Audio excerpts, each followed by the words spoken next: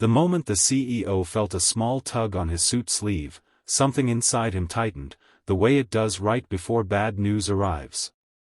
The office was silent except for the hum of the city outside the glass walls, and yet a chill ran through him as the little boy looked up with wide, fearful eyes and leaned close, as if the walls themselves were listening. The child's message was simple, unsettling, and heavy with danger, and in that instant the polished corner office no longer felt like a place of power, but like a room holding a secret that could shatter everything. Before the story pulls you deeper, take a moment to like, comment, share, and subscribe to this channel if you believe in kindness, truth, and second chances. Your support helps stories like this reach hearts that need them. The CEO had built his life on control. Every morning followed a strict routine, every decision backed by data, every emotion tucked neatly away behind calm confidence. He was known for rescuing failing companies, for firing people without flinching, and for turning chaos into profit. But that morning, none of his experience prepared him for the presence of the child standing in his office. The boy was no older than 8, thin, nervous, and wearing clothes that looked borrowed from a lost and found bin.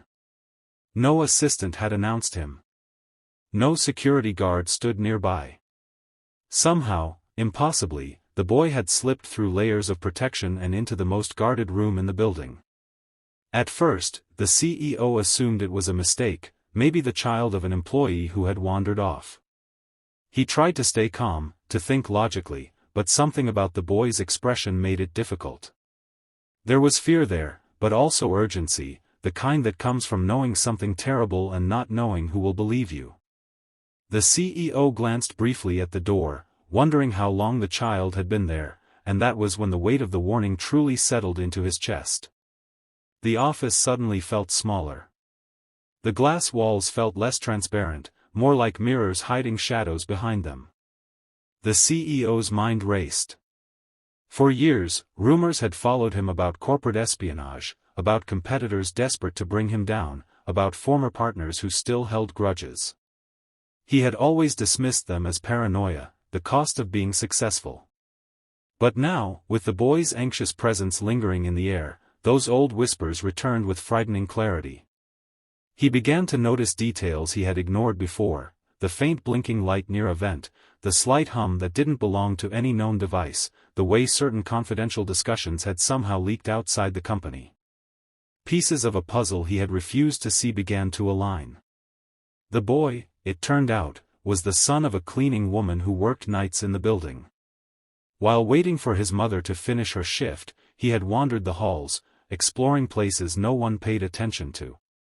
Children notice what adults overlook. In his quiet curiosity, he had seen technicians entering offices after hours, pretending to fix wiring, placing small devices behind panels and inside air vents. He did not understand what they were, only that they didn't belong. When he recognized the CEO from photos on the walls and company newsletters, he knew this was the person he had to warn, even if he didn't fully understand why. The CEO struggled with disbelief. His instincts told him to call security, to hand the situation over to professionals and return to his structured world. But another part of him, a part he had silenced for years, urged him to listen. He remembered his own childhood, growing up unseen, unheard, learning early that adults rarely take children seriously. That memory softened something in him. Instead of dismissing the boy, he began to observe, to test small changes in behavior, to speak less openly in meetings, to watch reactions carefully. Patterns emerged. Information stopped leaking when certain rooms were avoided. Deals fell apart when discussed in specific spaces. The truth became undeniable. What followed was a quiet war fought behind spreadsheets and smiles. The CEO hired independent cybersecurity and counterintelligence experts under false pretenses.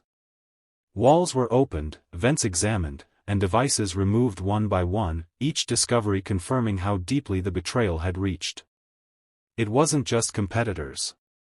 It was people inside his own organization, trusted executives who had sold access for money and power. The sense of violation cut deeper than any financial loss.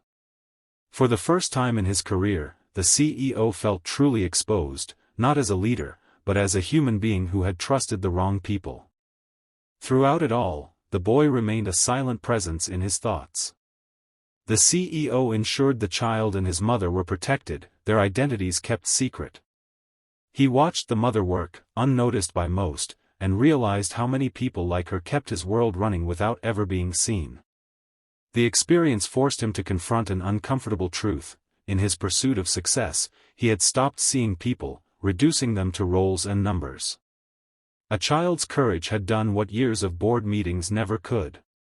It had cracked his armor. When the investigation concluded, several executives were removed, and legal actions followed. The company survived, but the CEO was changed.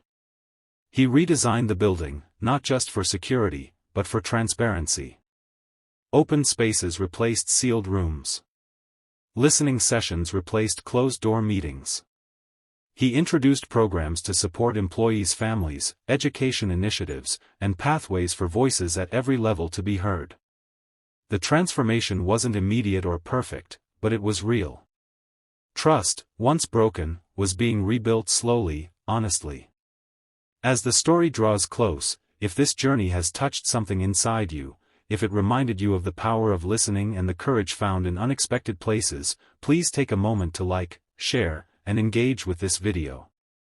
Your interaction helps stories of hope travel further. Before the final moment, we have a special request for you. Comment below with a word or phrase that represents courage to you. Your words might inspire someone else who needs them today. Years later, the CEO would often think back to that morning, to the small hand tugging at his sleeve, to the fear in a child's eyes that carried more truth than all the reports on his desk. He understood then that leadership was not about control, but about awareness, not about power, but about responsibility. The greatest threat to his empire had not been rivals or markets, but his own refusal to listen. And the greatest lesson came not from a boardroom or a consultant, but from a child brave enough to speak up when it mattered most.